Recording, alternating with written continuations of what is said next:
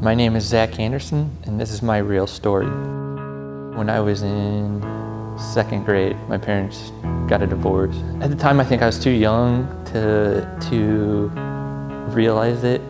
After they were divorced, I saw a lot of the arguing. Nothing physical, just a lot of verbal back and forth. From early on, we always went to church, but it was always not if I wanted to, it was you're going to go to church.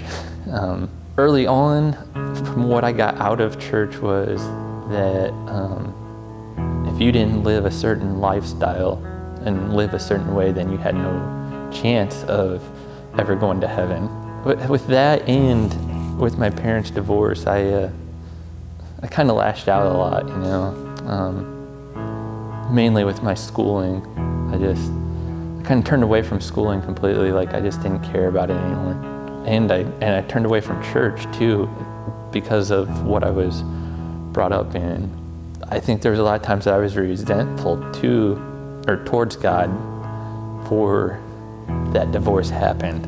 And a lot of times I would try to blame myself, even though I know now, and I think I even knew then that I wasn't the real cause of it, but just being a kid, I think you kind of do that. But it skewed my views a lot, and not that my parents weren't trying to, because they did everything they could to have us in church. From what I got out of that church, it was if you didn't live a perfect life, you had no chance.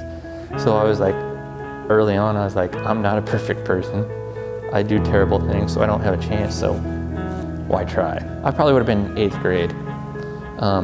His name was Pastor Tony Steinbron. I can't even tell you the influence he had on me. He got me talking and talking about the divorce and just talking about faith and everything in a way that I never even knew was possible. I was really big into sports, and we would just go out in the gym and start shooting baskets. And next thing you know, it'd be a real casual conversation about, how was your day? How was everything going? And then, you get talking, next thing you know, he's talking about things out of the Bible and really teaching me stuff.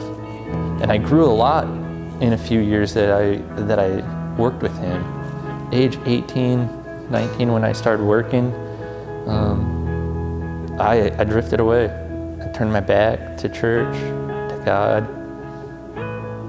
I didn't want anything to do with it.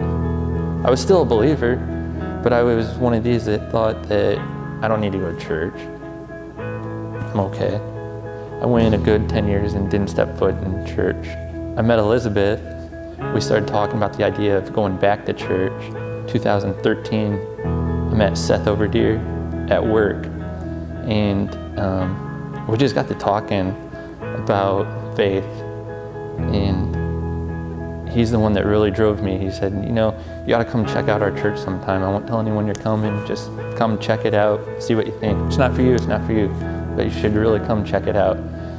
And I can remember telling Elizabeth about it, and that was when we came here the first time. And after we came here the first time, we both were like, we probably ought to go to a couple other churches just to check it out, but we pretty much know that this is it. We're where we're supposed to be. But ever since we stepped foot in here the first time, it just felt right. It just seemed real. It didn't seem and now that I study the Bible more, I realized that what I had thought was true growing up wasn't. What is taught here is truth.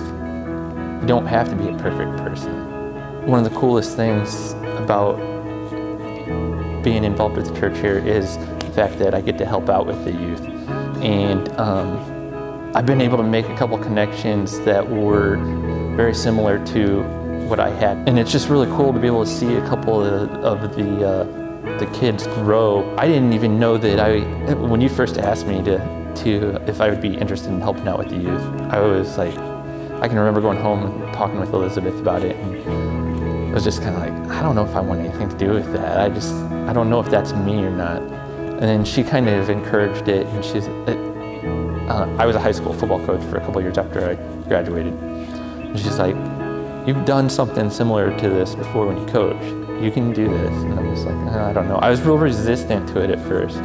I think that's been one of the best things for me personally, is to be able to see growth within them and see that what we're doing here is really making an impact on the youth. And that to me, that makes my whole week. Before I always thought, well, I mean, I'm a Christian, I believe, I'm good, I don't have to go to church.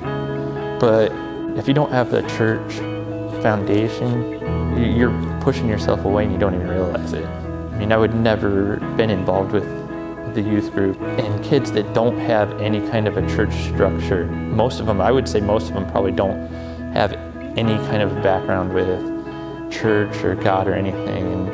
And to be able to give, even an hour of your time to sit down and invest in them can make a world of change.